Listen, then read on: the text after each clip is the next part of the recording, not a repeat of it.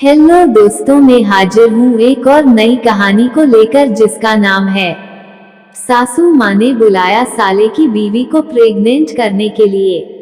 मेरा छोटा साला जिसकी शादी हुए 4 साल हो गए, कोई बच्चा अभी तक पैदा नहीं हुआ। मेरा साला पोलियोग्रस्त है। शायद यही वजह है कि वह अपनी पत्नी को कुछ कर नहीं पाता है, इस वजह से कोई बच्चा नहीं हुआ। उसकी पत्नी प्रेग्नेंट नहीं हुई। मेरा साला इकलौता बेटा है। सिर्फ एक बहन है जो मेरी बीवी है। मेरे ससुर इस दुनिया में नहीं है। घर में मेरे साला, उसकी पत्नी ज्योति और मेरी सासू माँ रहती है। ज्योति का मायका भी उतना अच्छा नहीं है क्योंकि वह खुद सौतेली माँ के साथ रह कर आई है। तो दोस्तों, मजबूरी इंसान से कुछ भी करा लेता है। ज्योति भी सोच रही है कि किसी तरीके से प्रेग्नेंट हो जाए ताकि उसकी जिंदगी सही हो जाए। मेरा साला भी यही सोचता है। उसे लगता है कि अगर ज्योति मुझे छोड़कर चली गई तो दुनिया में और मेरा कोई नहीं बचेगा। बड़ी मुश्किल से शादी हुई थी। शादी बचाना मेरे साले के लिए जरूरी है, इसलिए मेरा साला भी किसी भी हद तक जाने के लिए तैयार है।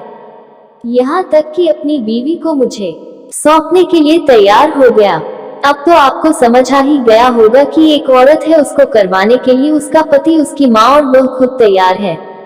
मेरी सासू माँ का दिमाग ऐसी चीजों में बहुत ज्यादा चलता है। उनके पास हर एक चीजों का सलूशन है। उनको काम निकालने आता है, किससे कौन से काम करवाने हैं वह बड़े अच्छे तरीके से जानती है। जब अपने खानदान और कुल की बात आए, अपने बेटे की बात आए, अपने भविष्य की बात आई तो उनका दिमाग चलने लगा और फिर उन्होंने मुझे फोन किया। मैं मुंबई में रहता हूँ, सॉफ्टवेयर कंपनी में काम करता हूँ। मेरे 2 बच्चे हैं, कभी कभार ही घर जाना होता है। हम लोग लखनऊ के रहने वाले हैं और मेरा ससुराल इलाहाबाद है। एक दिन की बात है, मेरे सासू माँ का फोन आया कि दामाद जी, आपसे काम है, आपकी मदद चाहिए, आप 10 दिन के लिए यहाँ पर आए। मेरी वाइफ भी बोली कि चले जाइए, आजकल घर से ही तो काम हो रहा है। मैं मुंबई में ही रह लेती हूँ क्योंकि बच्चों की पढ़ाई का सवाल है। आप चले जाए, आप देख लीजिए मम्मी को क्या दिक्कत है, क्या परेशानी है, वह सब आप हल कर दीजिए। मैं इलाहाबाद के लिए ट्रेन पकड़ लिया। जब मैं ससुराल पहुंचा तो मेरे साले साहब नहीं थे। वह दिल्ली पहुंच गए अपने दोस्त के पास। उनको पता था क्या होना है घर में, तो जब आपने वह बीवी को छोड़ेंगे तभी तो सब कुछ होगा। मेरे ससुराल में साले की बीवी ज्योति और मेरी सासू माँ दोनों थी। शाम को 3 बजे ही मैं पहुंच गया था। रात को 8 बजे इस विषय पर बातचीत हुई। सासू माँ मुझे खुलकर सारी बात बता दी कि ज्योति माँ नहीं बन पाती है तो मेरे खानदान के लिए बहुत मुश्किल भरा समय आ जाएगा। आपको पता है आपका साला इतना सक्षम नहीं है कि वह संतान पैदा कर सके, इसलिए आप मेरी मदद कीजिए। इसके लिए ज्योति भी तैयार है और आपका साला भी तैयार है। मुझे थोड़ा सुनकर यह सब अटपटा सा लगा, पर एक तरफ से ठीक भी लगा। सासू माँ जब हमें खुद अपनी बहू को सौंप रही है, यानी कि एक मर्द को एक औरत मिलकर अपनी बहू को देने के लिए तैयार है, तो इससे बड़ी खुशी की क्या बात हो सकती है।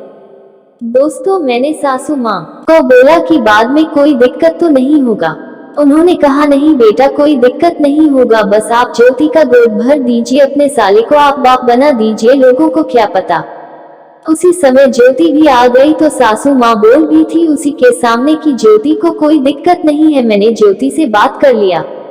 मैंने भी ज्योति से उसी समय पूछ लिया, ज्योति आपको कोई दिक्कत तो नहीं है। उन्होंने भी बोला नहीं, मुझे कोई दिक्कत नहीं है, ना मेरे पति को दिक्कत है। सासू माँ बोली आप दोनों यहाँ 10 दिन के लिए रहो, मैं भी अपने माँ को देखने जा रही हूँ। रात को 10 बजे ट्रेन है। बेटा भी 10 दिन बाद आएगा, मैं भी 10 दिन बाद आऊंगी। सबसे हैरानी की बात तो यह है दोस्तों, यह बात तो मेरी पत्नी को भी पता था। अब मेरे हाथ में लड्डू ही लड्डू। सासू माँ का बैग तैयार था, ऑटो में बैठी और स्टेशन चली गई। रास्ता क्लियर। ज्योति बोली कि आप आराम कीजिए, मैं अभी आती हूँ। मैं बेडरूम में चला गया और वहीं पर रिमोट लेकर टीवी में इधर उधर चैनल को घुमा रहा था। सोच रहा था ऐसा नसीब सबको नहीं मिलता है, आज मुझे मिला है। ज्योति करीब आधे घंटे बाद कमरे में आ गई, दरवाजा बंद किया और मेरे सामने खड़ी हो गई।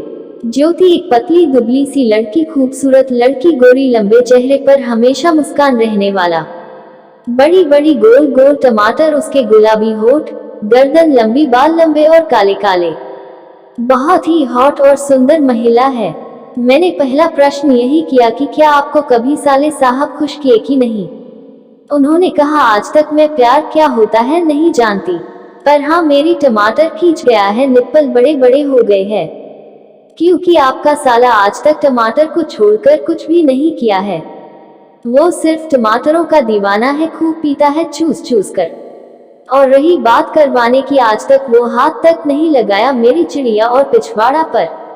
मैं हैरान हो गया। बताओ, एक लड़की जो शादी करके आई है उसको कुछ भी नहीं मिला। शायद ये गरीब घर की थी और कोई परिवार नहीं था। सौतेली माँ से ज्योति को कोई उम्मीद नहीं थी, इस वजह से ऐसी जिंदगी जी रही थी। धन्य है मेरी सासू माँ जो कि अपनी बहू के लिए ये सब सोची। तभी ज्योति की आंख में आंसू आ गए। मैं बेड से उठ खड़ा हुआ और उनको गले लगा लिया। मैंने कहा, आज के बाद आपको कोई दिक्कत नहीं होगा, वह सारी खुशियाँ मिलेगी जो आपको चाहिए, जो आपको पति से नहीं मिल रहा है वह मैं दूंगा आपको। बाकी आपको किसी चीज की यहाँ पर कमी नहीं है, ना धमकी ना दौलत की। मेरे ससुर की बहुत संपत्ति है, उसकी आप मालकिन है, पर बस आपको एक बच्चा हो जाए, इससे आपकी जिंदगी और भी अच्छी हो जाएगी। मैंने उनको अपनी बाहों में भर लिया और उनके होंठ को चूमते हुए मैंने उनके गाल पर किस कर लिया। वह नजर झुकाकर खड़ी थी, ऐसा लग रहा था मुझे कहना चाह रही है कि मैंने पूरी तरीके से अपने आप को सौंप दिया है। दोस्तों, उस समय वह साड़ी पहनी हुई थी। मैंने साड़ी खींच दिया, वह ब्लाउज पर और पेटीकोट पर आ गई। गजब की खूबसूरती दोस्तों, पतली दुबली सी औरत, लेकिन बड़ी बड़ी टमाटर और पिछवाड़ा की उभार बाहर की तरफ। मेरे से रहा नहीं गया दोस्तों, मैंने गोद में उठा लिया, बेड पर पटक कर ब्लाउज के हुक खोल दिया, उनको उल्टा करके ब्रा का हुक खोलने लगा, पर मेरे से कहीं मुंह खोलने में दिक्कत हो रही थी। उन्होंने एक ही बार में ब्रा का हुक खोलकर अपने टमाटरों को आजाद कर दिया। हाँ दोस्तों, जैसा वह बोली थी वैसा ही था। उनके टमाटर पर दांत के निशान बने हुए थे, निपल बड़े हो गए थे। ऐसा लग रहा था एक मर्द का सारा कसर औरत के दूध पर ही उतरा था। मैंने तुरंत पेटीकोट निकाल दी। लाल कलर का पैंटी पहने हुई थी, उसको भी मैंने खोल दिया। नीचे चिड़िया पर हल्के हल्के बाल थे। टांग फैलाकर देखा तो चिड़िया की सील अभी तक नहीं टूटी थी। रहा नहीं गया, मैंने अपने औजार निकाला, औरत के चिड़िया पर लगाकर घुसाने लगा। ज्योति कराहने लगी क्योंकि उसको ज्यादा दर्द हो रहा था, क्योंकि शायद वह पहली बार ही करवा रही थी, इसके पहले वह कभी करवाई नहीं थी। पर वह कामुक हो रही थी, वह अंगड़ाइयां ले रही थी, सिसकारियां ले रही थी। खुद के हाथों से वह अपने टमाटर को मसलने लगी। धीरे धीरे करके मेरा पप्पू उनकी चिड़िया में पूरा घुस गया। जोर से धक्का लगाया 3-4 बार, फिर वह भी मजे लेने लगी। ऐसी चिड़िया सबको नसीब नहीं होता है, जैसा कि मुझे मिला। मैं ऐसा साला, ना इसी तरह जैसा सास। मेरा नसीब बहुत अच्छा दोस्तों। तभी मैं अपनी बीवी के अलावा भी किसी और को कर रहा हूँ। मेरा मोटा पप्पू जैसे ही एक बंजर चिड़िया के घोंसले के अंदर गया, वहां पर हरियाली छा गई। पिछवाड़ा उठा उठा कर वह करवाने लगी मेरे से। जोर जोर से मैं अपने पप्पू को डाल रहा था और वह इसका मजे ले रहे थे। वह अपना दोनों पैर फैला दिए और जोर जोर से धक्के मारने के लिए बोली। मैं भी जोर जोर से करने लगा। फिर मैं तकिया उनके नीचे लगाया और जोर जोर से धक्के देने लगा। वह दर्द से चीखने लगी, पर मुझे बहुत मजा आ रहा था दोस्तों। जितना वह चीखती थी उतना मुझे मजा आता था। पूरी रात रह रहकर उनको करता रहा। ज्योति भी अपनी वासना की आग को खूब बुझाई, अलग अलग तरीके, जैसे उनको अच्छा लगता था वैसे ही वह मुझे करने के लिए कहती थी, और मैं भी वैसा ही करके उनको खुश कर रहा था। दोस्तों, जो रात कभी भूलने वाली नहीं है, सच बताऊं तो मेरे सुहागरात से भी अच्छी मेरे साले की बीवी के साथ में बीता हुआ रात था। सुबह 4 बजे तक मैंने 3-4 बार उसको कर दिया और फिर हम दोनों सो गए। सुबह 8 बजे करीब मेरे सासू माँ का फोन आया। मैं उस समय सोया ही हुआ था। उन्होंने मेरे से कहा, क्या बात है दामाद जी, पूरी रात जगे थे क्या? मैंने कहा, आपने ही तो मुझे बुलाया है जागने के लिए पूरी रात, तो आप क्या चाहते हैं मैं सो जाऊं? उन्होंने कहा, नहीं नहीं, आपको सोना नहीं है, आपके पास 10 दिन का समय है, जागने के लिए है और प्रेग्नेंट करने के लिए है।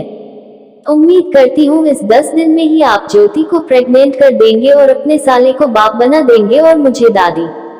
मैंने कहा, आप चिंता मत करो माँ जी, आप यूं समझो कि आप दादी बन गए। आपकी बहू भी मेरे साथ खुश है। आप एक बच्चे की बात कर रही हो, मैं तो चाहता हूँ कि 1 दर्जन पैदा करूँ। सासू माँ, मुझे ठीक है, मैं भी यही चाहती हूँ कि तुम 1 दर्जन बच्चे पैदा कर दो। 10 दिन तक मैंने ज्योति से खूब मजे लिए और 11 दिन मैं वापस मुंबई लौट गया। उसी दिन सासू माँ और मेरे साले भी इलाहाबाद पहुंच गए थे। दोस्तों, कहानी कैसी लगी कमेंट्स के माध्यम से हमें जरूर बताएं और ऐसे ही कहानी के लिए हमारे चैनल को सब्सक्राइब करें। धन्यवाद।